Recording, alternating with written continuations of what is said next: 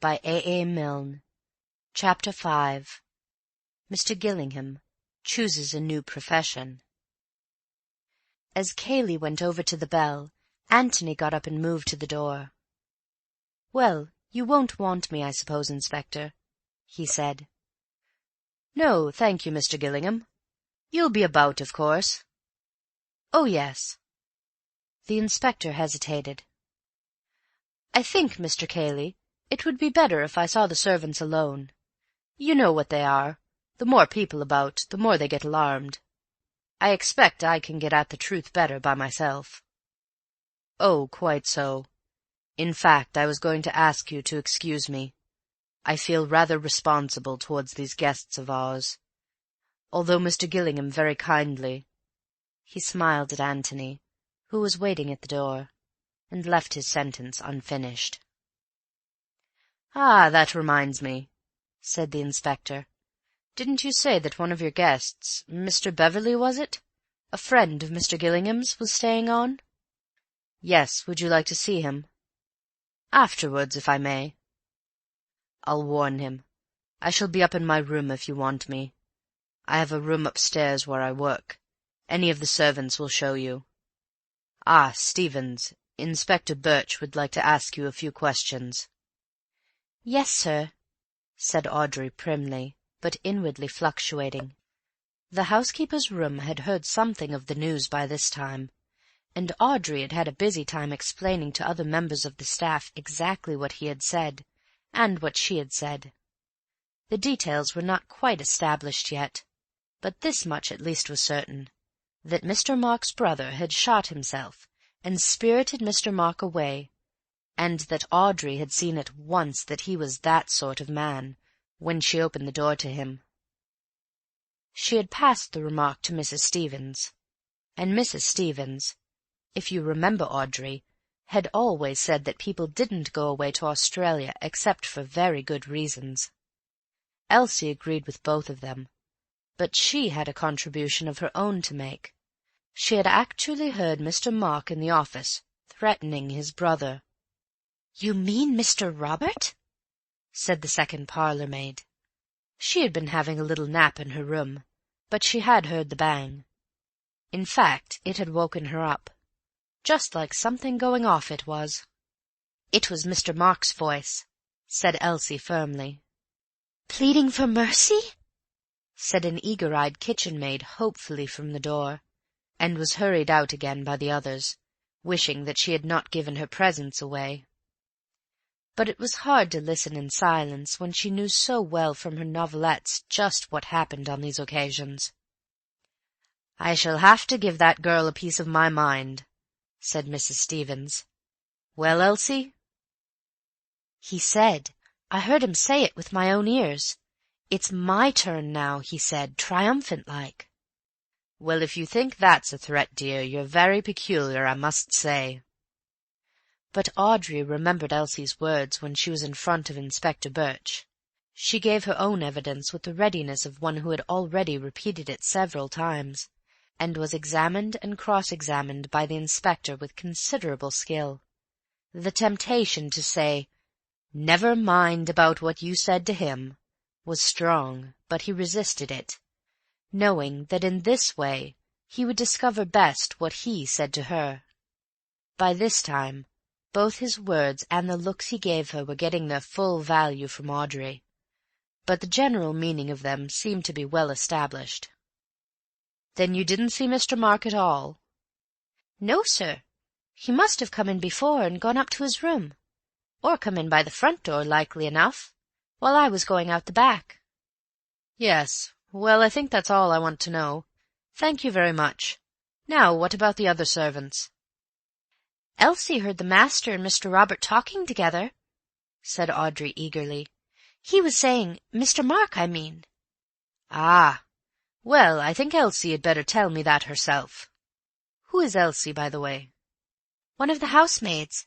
Shall I send her to you, sir?" "Please." Elsie was not sorry to get the message.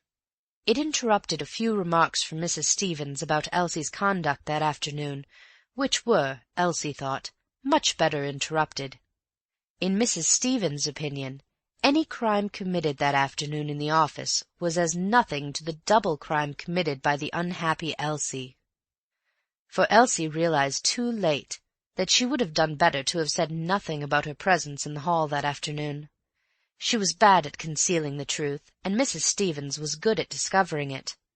Elsie knew perfectly well that she had no business to come down the front stairs, and it was no excuse to say that she happened to come out of Miss Norris's room just at the head of the stairs, and didn't think it would matter, as there was nobody in the hall, and what was she doing anyhow in Miss Norris's room at that time? Returning a magazine? Lent by Miss Norris, might she ask? Well, not exactly lent. Really, Elsie, and this in a respectable house! In vain for poor Elsie to plead that a story by her favourite author was advertised on the cover, with a picture of the villain falling over the cliff. "That's where you'll go to, my girl, if you aren't careful," said Mrs. Stevens firmly. But of course there was no need to confess all these crimes to Inspector Birch. All that interested him was that she was passing through the hall and heard voices in the office. And stopped to listen? "Certainly not," said Elsie with great dignity, feeling that nobody really understood her. "I was just passing through the hall, just as you might have been yourself, and not supposing they was talking secrets, didn't think to stop my ears, as no doubt I ought to have done." She sniffed slightly. "Come, come," said the inspector soothingly. "I didn't mean to suggest—" "Everyone is very unkind to me," said Elsie between sniffs, "and there's that poor man lying dead there, and sorry they'd have been, if it had been me, to have spoken to me as they've done this day." "Nonsense, we're going to be very proud of you. I shouldn't be surprised if your evidence were of very great importance. Now then, what was it you heard? Try to remember the exact words." "Something about working in a passage," thought Elsie. "Yes, but who said it?" "Mr. Robert." "How do you know it was Mr. Robert? Had you heard his voice before?" "I don't take it upon myself to say that I had had any acquaintance with Mr. Robert, but seeing that it wasn't Mr. Mark, nor yet Mr. Cayley, nor any other of the gentlemen, and Miss Stevens had shown Mr. Robert into the office not 5 minutes before—" "Quite so," said the inspector hurriedly. "Mr. Robert undoubtedly. Working in a passage?"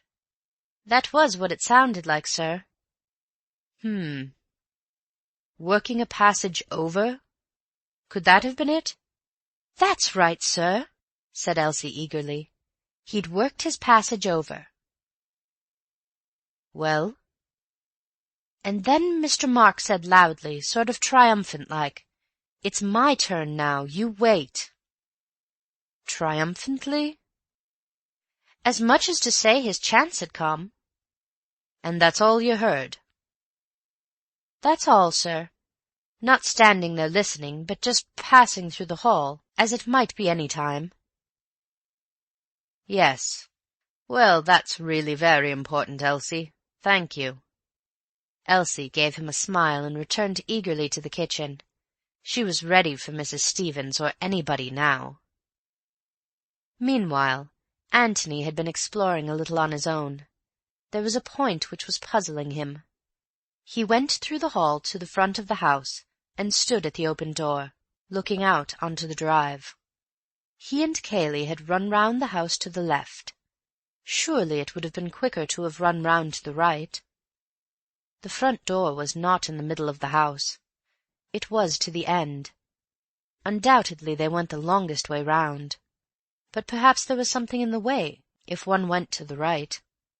A wall, say. He strolled off in that direction, followed a path round the house, and came in sight of the office windows. Quite simple, and about half the distance of the other way. He went on a little farther and came to a door, just beyond the broken-in windows. It opened easily, and he found himself in a passage. At the end of the passage was another door. He opened it, and found himself in the hall again.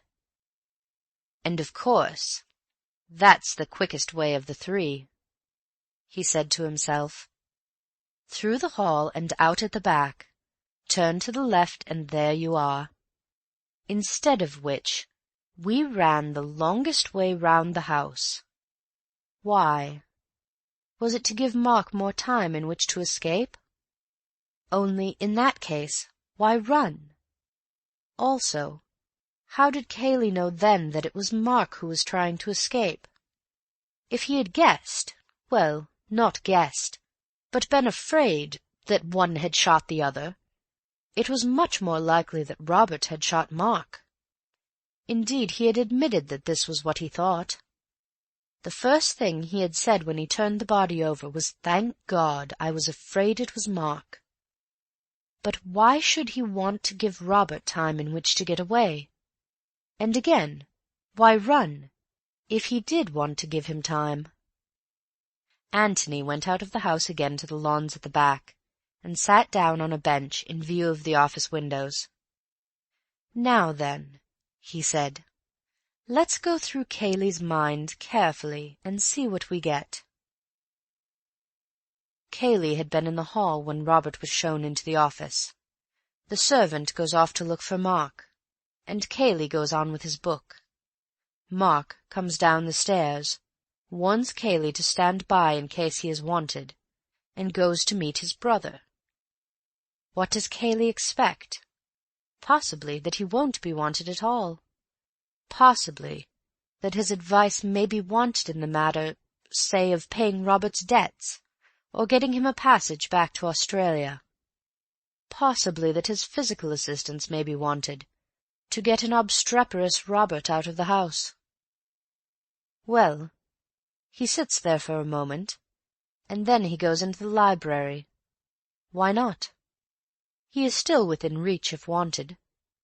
Suddenly he hears a pistol shot. A pistol shot is the last noise you expect to hear in a country house. Very natural, then, that for the moment he would hardly realize what it was. He listens, and hears nothing more. Perhaps it wasn't a pistol shot after all. After a moment or two he goes to the library door again. The profound silence makes him uneasy now. Was it a pistol shot? Absurd. Still, no harm in going into the office on some excuse, just to reassure himself. So he tries the door and finds it locked. What are his emotions now? Alarm? Uncertainty? Something is happening. Incredible though it seems, it must have been a pistol shot. He is banging at the door and calling out to Mark, and there is no answer. Alarm, yes. But alarm for whose safety? Mark's, obviously. Robert is a stranger. Mark is an intimate friend. Robert has written a letter that morning, the letter of a man in a dangerous temper. Robert is the tough customer, Mark the highly civilized gentleman. If there has been a quarrel, it is Robert who has shot Mark. He bangs at the door again. Of course, to Antony, coming suddenly upon this scene, Cayley's conduct had seemed rather absurd, but then, just for the moment, Cayley had lost his head. Anybody else might have done the same. But as soon as Antony suggested trying the windows, Cayley saw that that was the obvious thing to do. So he leads the way to the windows, the longest way. Why? To give the murderer time to escape? If he had thought then that Mark was the murderer, perhaps yes. But he thinks that Robert is the murderer. If he is not hiding anything, he must think so. Indeed, he says so, when he sees the body. I was afraid it was Mark, he says, when he finds that it is Robert who was killed. No reason then for wishing to gain time. On the contrary, every instinct would urge him to get into the room as quickly as possible and seize the wicked Robert. Yet he goes the longest way round, Why? And then, why run? "That's the question," said Antony to himself, as he filled his pipe, "and bless me if I know the answer. It may be, of course, that Cayley is just a coward. He was in no hurry to get close to Robert's revolver, and yet wanted me to think that he was bursting with eagerness. That would explain it. But then, that makes Cayley out a coward. Is he? At any rate, he pushed his face up against the window bravely enough. No, I want a better answer than that." He sat there, with his unlit pipe in his hand, thinking. There were one or two other things in the back of his brain, waiting to be taken out and looked at. For the moment he left them undisturbed. They would come back to him later when he wanted them. He laughed suddenly and lit his pipe. "I was wanting a new profession," he thought, "and now I've found it. Antony Gillingham, our own private sleuth-hound. I shall begin to-day." Whatever Antony Gillingham's other qualifications for his new profession, he had at any rate a brain which worked clearly and quickly, and this clear brain of his had already told him that he was the one person in the house at that moment who was unhandicapped in the search for truth. The inspector had arrived in it to find a man dead and a man missing.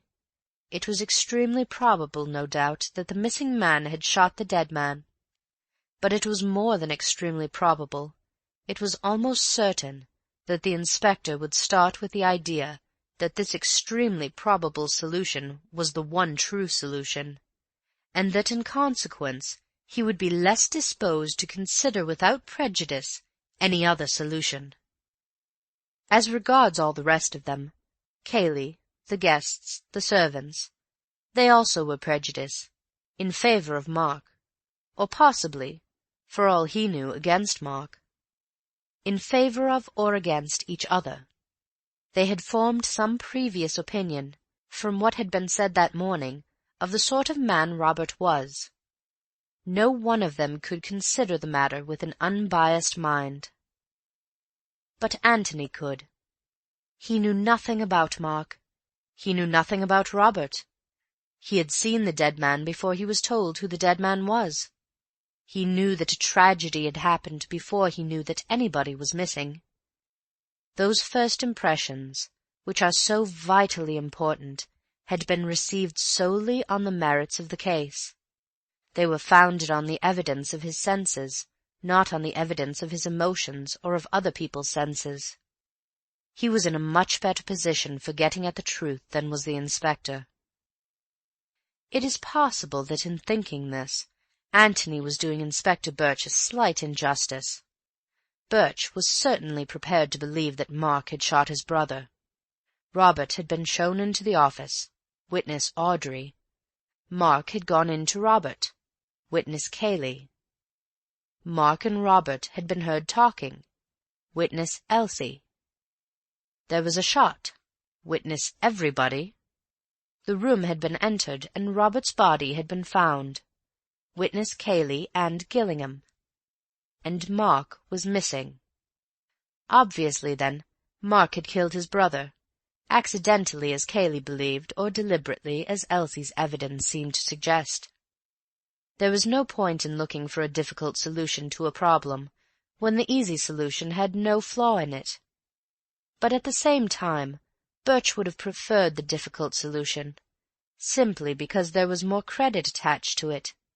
A sensational arrest of somebody in the house would have given him more pleasure than a commonplace pursuit of Mark Ablett cross-country. Mark must be found, guilty or not guilty, but there were other possibilities. It would have interested Antony to know that just at the time when he was feeling rather superior to the prejudiced inspector, the inspector himself was letting his mind dwell lovingly upon the possibilities in connection with Mr. Gillingham. Was it only a coincidence that Mr. Gillingham had turned up just when he did, and Mr. Beverley's curious answer when he asked for some account of his friend, An assistant in a tobacconist's, a waiter. An odd man, Mr. Gillingham, evidently. It might be as well to keep an eye on him. End of chapter 5.